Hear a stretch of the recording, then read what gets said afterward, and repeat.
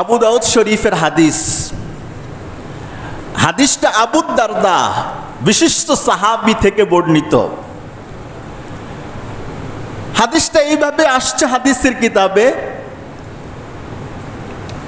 যে হযরত আবু দারদা রাদিয়াল্লাহু তাআলা আনহু তিনি দিমাশকের একটি মসজিদে বসা। কার সাথে বসা? একজন তাবিঈ কাসির ইবনে কাইস।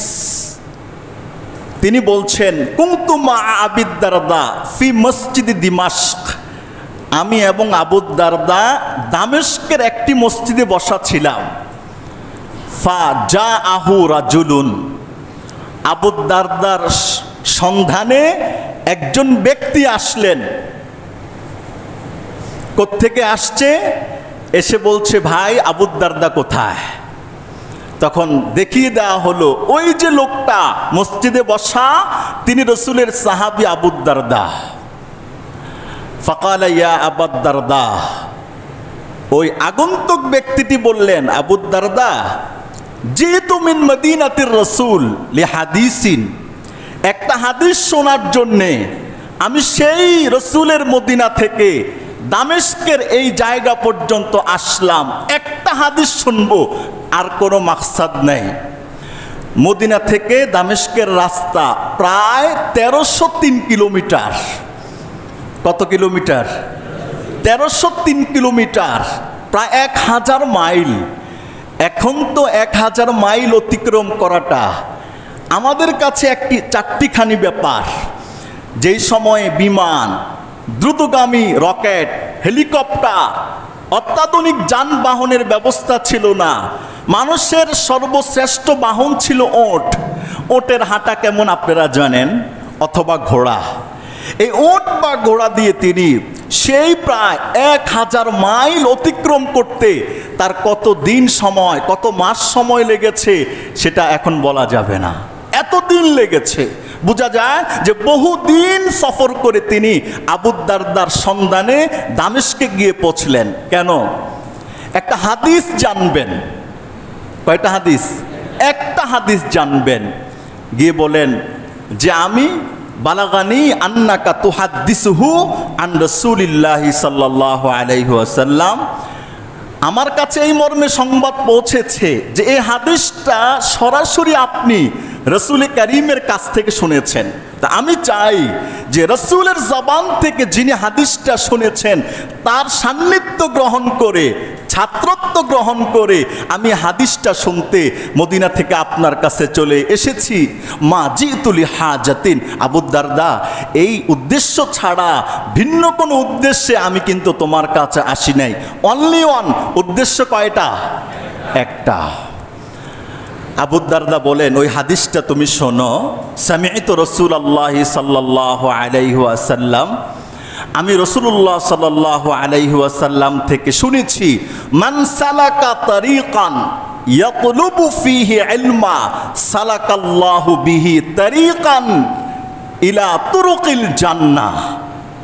রাসূল করিম বলেছেন হাদিসের প্রথমাংশে, কোনো ব্যক্তি কোরআন হাদিসের ইলম অন্বেষণ করার জন্যে যখন ঘর থেকে বের হয়ে যায়, আল্লাহ তাআলা এই রাস্তার বিনিময়ে তাকে জান্নাতের রাস্তা পাওয়ার সন্ধান দিয়ে দেন। সুবহানাল্লাহ। মান সালাকা তারিকান ইয়াতলুবু ফিহি ইলমা সালাকাল্লাহু বিহি তারিকান। ধরুন আপনি আমাকে 1 টাকা দেন, আমি আপনাকে 1 বস্তা চাউল দিব, তাই না? তো আল্লাহ তাআলা রসুল বলেছেন, কেউ কোরআন হাদিসের ইলম অন্বেষণ করার জন্য যখন রাস্তায় বের হয়ে যায়, এই রাস্তার মর্যাদা আল্লাহর কাছে এত বেশি, আল্লাহ তাআলা তাকে এর বিনিময়ে জান্নাতে যাওয়ার একটা রাস্তায় উঠিয়ে দেন। সুবহানাল্লাহ। এরপর আল্লাহ রসুল বলেছেন, ওয়া ইন্নাল মালাইকাতা লাতাদাহু আজনিহাতাহা রিদান লিতালিবিল ইলম।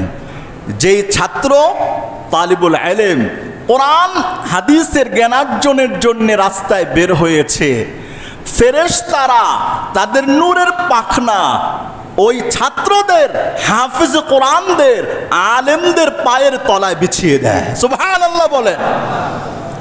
দুনিয়ার কোনো দার্শনিক, বিজ্ঞান, দুনিয়ার কোন শিক্ষায় শিক্ষিত হাজারো তার ডিগ্রি থাকুক, তার ব্যাপারে এটা বলে নাই। একজন মাদ্রাসা পড়ুয়া আলেম ছাত্রদের জন্য রাসূল করিম এই বক্তব্য দিয়েছেন, ফেরেশতারা তালিবুল ইলমদের পায়ের নিচে নূরের পাখনা বিছিয়ে দেয়। শুধু তাই নয়, রাসূল করিম বলেছেন, ওয়া ইন্নাল আলিমা লা ইস্তাগফিরু লাহু মান ফিস সামাওয়াতি ওয়াল আরদি হাত্তাল হিতান ফি জাওফিস সামা।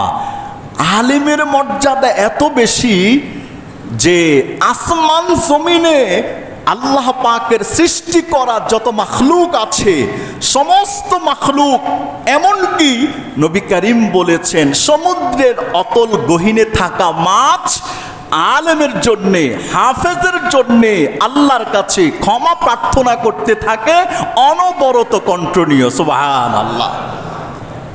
আল্লাহ রসুল বলেছেন গর্তের যে পিপিলিকা, ওই পিপিলিকাও বলে আল্লাহ আলেমকে মাফ করেন, আলেমকে আপনি কবুল করেন, এ তো আপনার রাস্তায়, এ দিনের রাস্তায়, এ আপনার কথা বলে, এ দিনের কথা বলে। গর্তের পিপিলিকা আপনি সহসাই বুঝতে পারেন আসমান জমিনে যত মাখলুক আছে, সমস্ত মাখলুক একজন আলেমের জন্য কি করতে থাকে? ইস্তেগফার করতে থাকে, আল্লাহ এই আলেমকে মাফ করেন, এ আলেমকে আপনি ক্ষমা করে দেন। এরপর রাসূল করিম বলেছেন, ওয়া ইন্না ফাদলাল আলিমি আলাল আবিদি কাফাদলিল কামার লাইলাতাল বদর। একজন আলেমের মর্যাদা সাধারণ মানুষের উপর কেমন? পূর্ণিমার রাত্রে তারকারাজির উপর চাঁদের শ্রেষ্ঠত্ব যেমন, একজন আলেমের মর্যাদা সাধারণ মানুষদের উপর পূর্ণিমার রজনীর চাঁদের মতো মর্যাদা। সুবহানাল্লাহ। আপনি কি মনে করলেন? আপনি একটু চিন্তা করতে পারেন এই কথাগুলো রাসূল করিম কার জন্য বলেছে?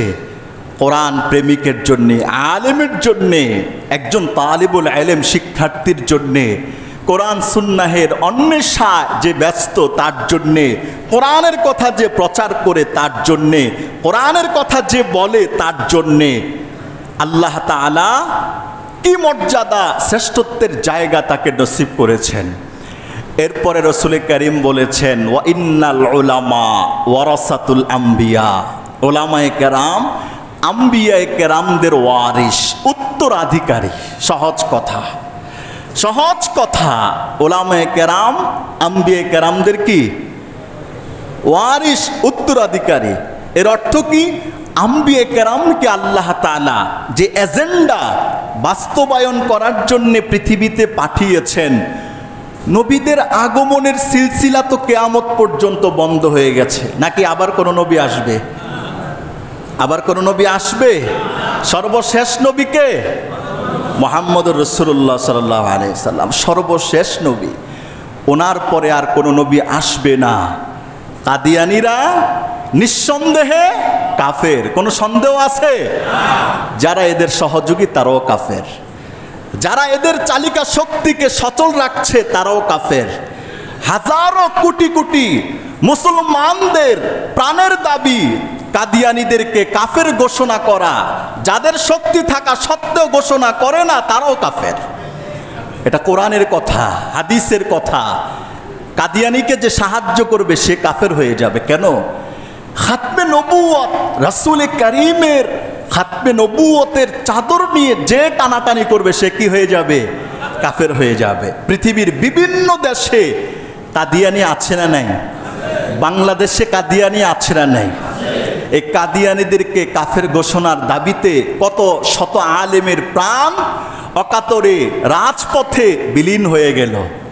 এরকম ইতিহাস আছে না নাই? আল্লাহু আকবার। আল্লাহ রসুল বলেছেন, ওয়া ইন্নাল উলামা ওয়ারাসাতুল আম্বিয়া। আলেমরা নবীদের ওয়ারিস। নবীরা যা করতো আলেমরা তা করবে, নবীরা যা বলতো আলেমরা তা বলবে। নবীরা নবীদের জামানাত বেঈমান, মুরতাদ, বিদ্বেষী, প্রতিহিংসাকারী হাজারো আক্রমণ করত, তারপরেও নবীরা কারো রক্ত চক্ষুকে পরোয়া না করে আল্লাহ পাকের কোরআনের কথা, আসমানি গ্রন্থের কথা বলে গিয়েছেন।